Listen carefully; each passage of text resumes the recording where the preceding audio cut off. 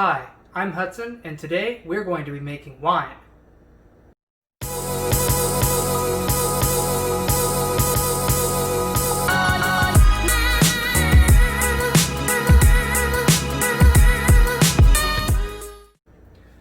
So just like I said, we're going to be making wine today.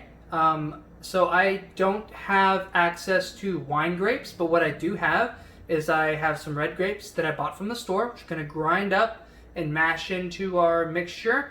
I have some, which one is it? I think this is the grape juice right here. I have this grape juice and I have this cherry juice, and we're going to mix these together with the majority of the grape juice and just a little bit of the cherry juice to give us some character, so that we can have a more complex end product. But the first thing that we're going to do is we're going to open these up and we're going to taste them so that we have an idea of the product that we're going to end up with. So I just poured the grape juice on my left hand side and some of the cherry juice on my right hand side, and we're going to try the grape juice first because that's going to be the majority of our mixture here. So I'm going to go for a smell.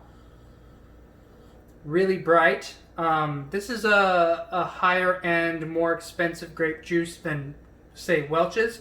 There's no added sugar into this one. It's non-GMO, gluten-free, casein-free, allergy-free. So let me just go in. Nice little tartness at the beginning there. It's clean.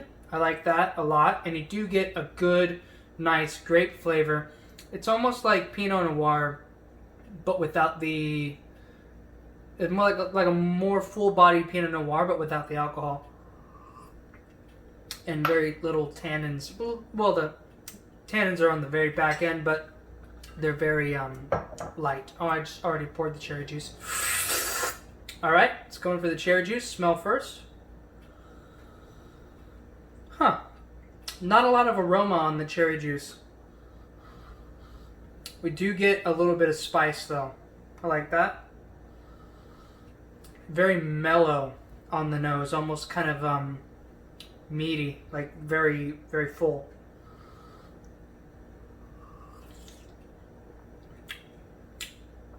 Yeah. So more Christmassy, kind of like with the Viking Bloods mead that we got going on. When I did the update on it about a week ago now, I did say that it did have a very Christmassy, very festive flavor, almost like cinnamony, nutmeggy kind of taste. And these two are very similar in how they're not very similar in how they're produced, but they're very kind of like more high-end juices. So I'm actually feeling really good about this. I feel like we're gonna get almost like not a $2 chuck out of this, but more of like what I would say like a $10 wine at the store would be. And both of these things cost me, I think, $10 or $11 at the store. So we'll get about 2 bottles of wine for $10 that, well, I'm assuming that they're going to be comparable to a $10 wine. So let's get started.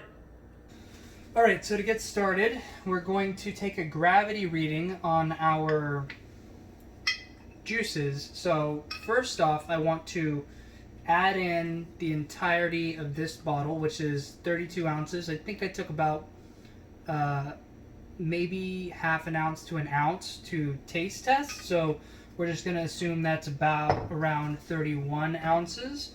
I'm going to put this is going to be my fermentation vessel right here. It's a gallon measurement. So we're going to be putting in about 1 liter of the juice right now. I'm going to go ahead and take a measurement on that. Let's get the correct units on here. Ounces. Here we go. Pour.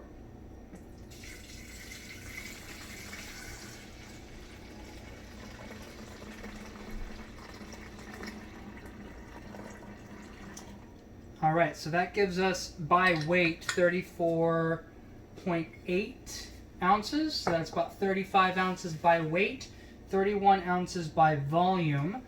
The next thing we want to do is we want to fill up about halfway to the 2 liter mark. That's about 16 ounces of our cherry juice. Here we go. Fill, fill, fill. And we're going to stop right about there. For the 32 ounces, for the 16 ounces of our cherry juice. That's about, by weight, 57 ounces by weight, 48 ounces by volume. Next is our gravity reading. So I'm going to pour some of the juice in here. And this is because I want to see how many sugars are present in the juices, because I want this to be around a 14% ABV wine. So I'm going to be adding sugar and water to this. So I have to know where my juice is sitting at so that I can appropriately calculate how much I'm going to add. Okay, pick that up. You gotta make sure that, most of your bubbles go away. So a good way to get rid of your bubbles is just to pick it up, spin it, and drop it. Alright, so this looks like it's sitting at around the juice. It's really bubbly in there right now, but it looks pretty close to 1070, which is pretty good. I could add the rest of the cherry juice to this, and we can just have 32 ounces of the cherry juice, 32 ounces of the grape juice. Whoa, nearly knocked that over. That would have been bad. And then we can grind up our grapes in the mixer right here and add everything to that. Add sugar. Sugar adds about 30 to 35 points of gravity per pound per gallon. So if we're doing 70% right there, I want to get about a 1.1 or 1.1, 1.2 gravity reading out of this. So let's add 1 pound of sugar, mix that all up very nicely, and see where we're sitting gravity-wise after that.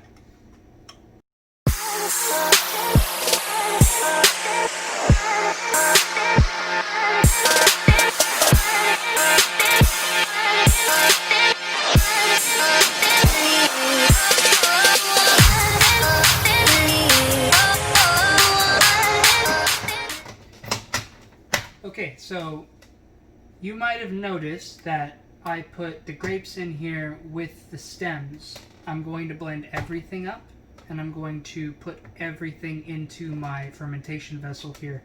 I want to see if the stems give me a little bit more astringency, especially since I think this is going to remain a relatively sweet wine. I do want as many tannins within this mixture as possible. I'm also brewing a black tea, some English breakfast black tea, to add some more kind of tannins and a little bit more darker color to this mixture as well. So let's get blending.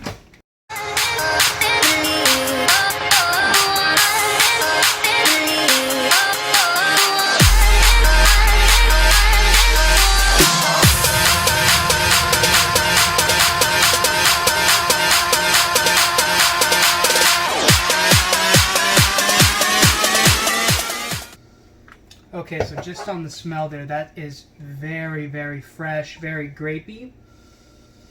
Not so much similar to the juice. The juice was very grapey as well, but it was super sugary on the nose. This is just really fresh, almost grassy. I've had some grassy wines before, and they are absolutely delicious.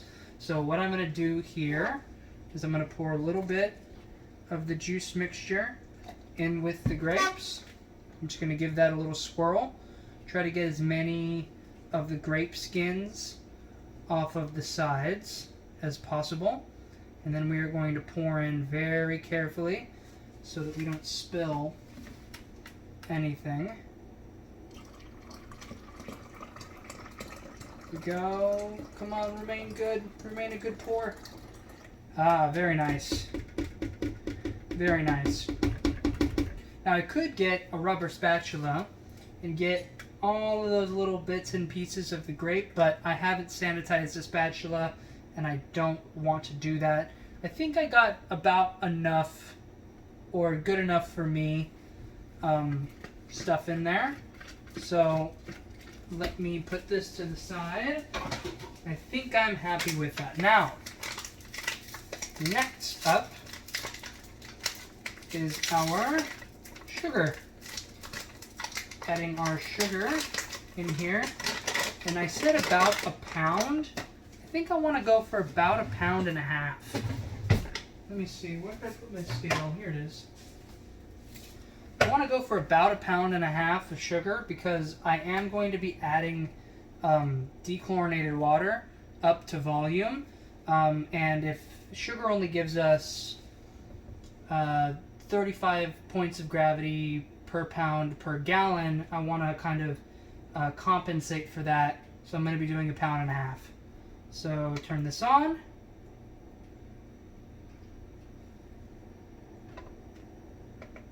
Come on. Turn on. There we go. And we're going to be going 2 pounds. 0 out. And start pouring our sugar into our mixture. And I'll stop just before 1.5 pounds. We're going up here. We're reaching 1 pound. We're at 1 pound. And stopping at 1.457. 1.532. That's good enough. That's alright for me.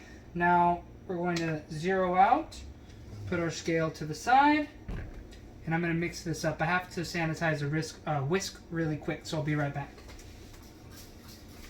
Alright, we got our whisk nice and sanitized. We're putting that whisk in there and stirring really good. This also adds oxygen to the mixture so that we don't have to shake it up too hard when we add our yeast, which I do have my yeast mixture sitting right over there.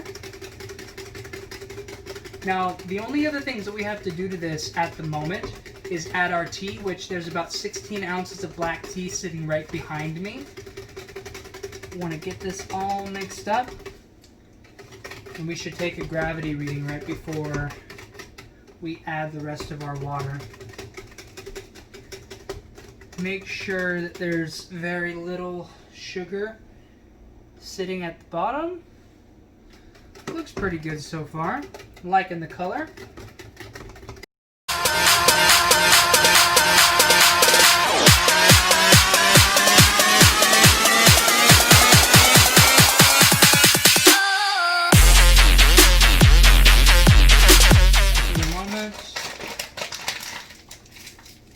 Alright, now is the time to retake our gravity reading. So we're going to take our little vessel, fill it up about 3/4 of the way. There we go. And the denser the liquid, the less you have to fill it up, but I usually fill it up to about 3/4. Usually works out like that, doesn't really spill over. So here we go. And let go. That's looking actually pretty good. We are at 1.14, so 1140. When we add the rest of our water, that should kind of even out to around 1120 to 1121. It's pretty good. I'm not going to be adding any more sugar to this.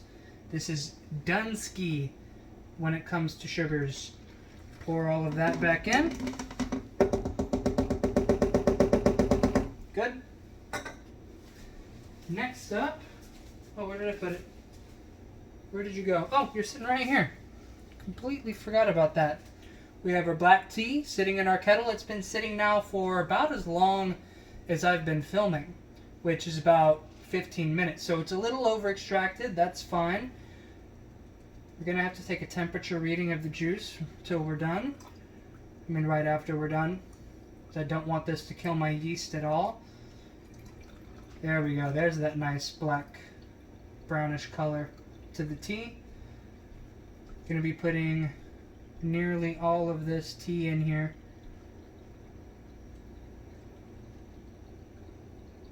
There we go. Whisk that up a little bit.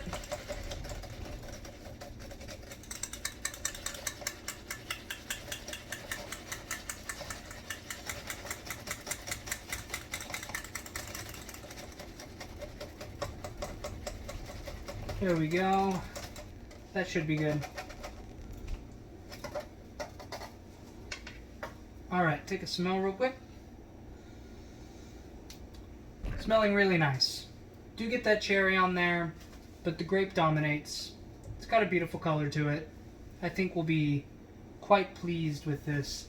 Now, feeling the sides, it's not feeling over 100 degrees, which is good. It means that I can pitch my yeast right now, which I think I caught you a little bit. Did you see that?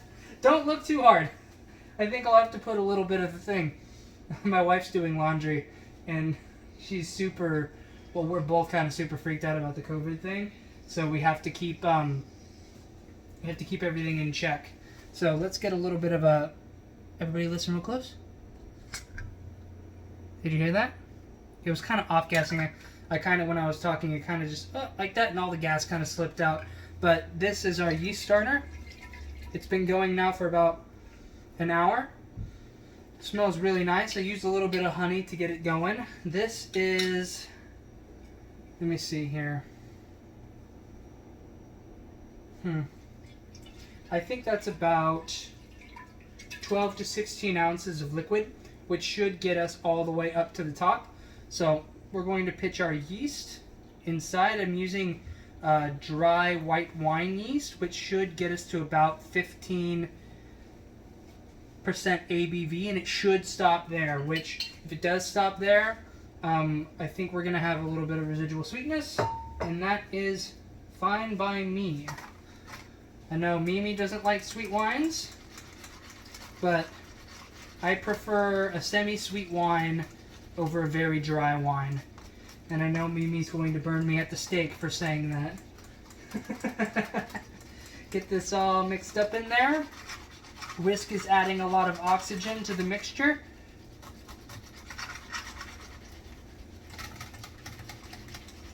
There we go. Excellent. Now, let's go through our checklist. We've added our juices, we've added our grape skins, added the tea and the sugar, and the rest of the water, which was our yeast starter, and that gets us all the way up to the gallon marker at the very top. There's just enough room at the top here for fermentation. I've kind of hybridized this bottle to work as a little fermentation lid. I'm going to be putting a little bit of saran wrap on the bottom here just to kind of make sure that the seal is airtight. And this is airtight right here. This is a nice thick cork that I heated up earlier and put in here, and it's really airtight. Should work like a charm. Before we put this over the top, I want to make sure I wipe down the edges of my seal really well, just to make sure that we don't have any stickiness on the sides. Oh, and I forgot. Very last thing that we do before we put the lid on is we have to take another gravity reading.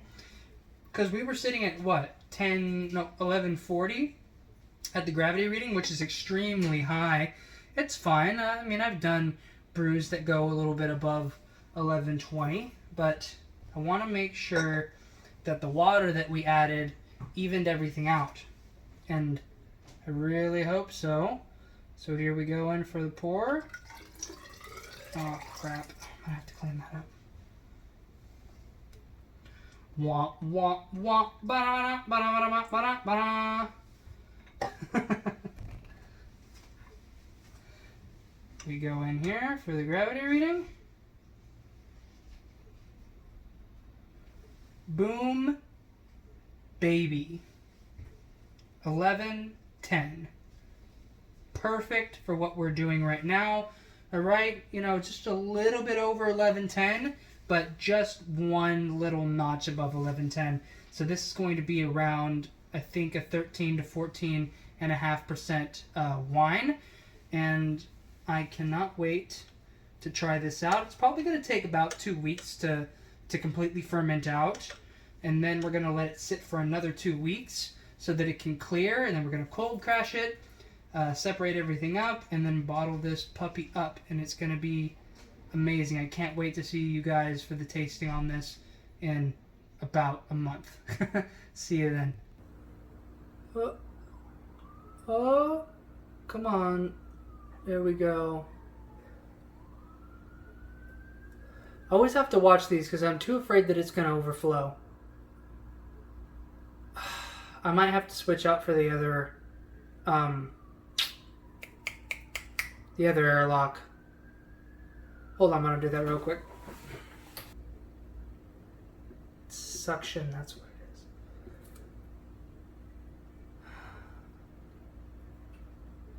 You should be going the opposite way.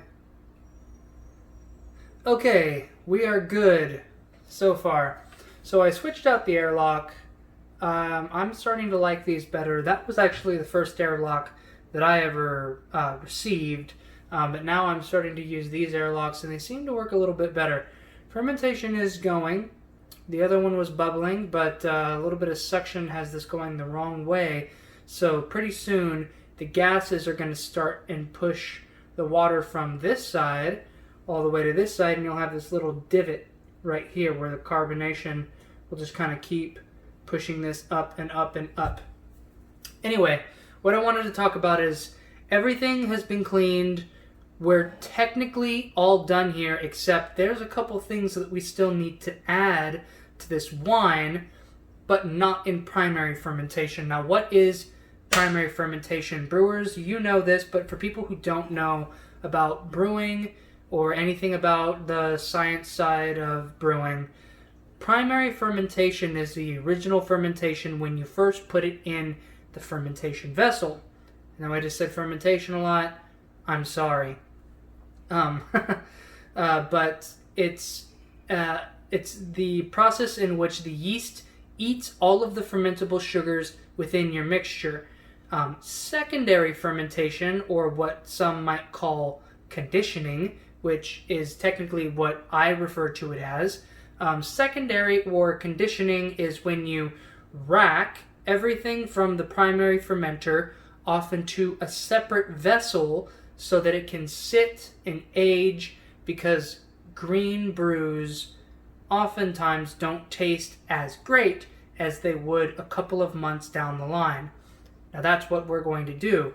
In a couple of weeks, we're going to rack this sucker off into another vessel, and then we're going to add citric acid to taste. Now, I say to taste because we might not have to add any citric acid at all. This might be good on its own, but I don't know that. So I have some citric acid just sitting off in my cabinet, and in about 2-3 weeks time, we will do another video, and I will choose whether or not we're going to add citric acid to this. But as it stands right now, this thing is done. Thank you all for watching. See you later.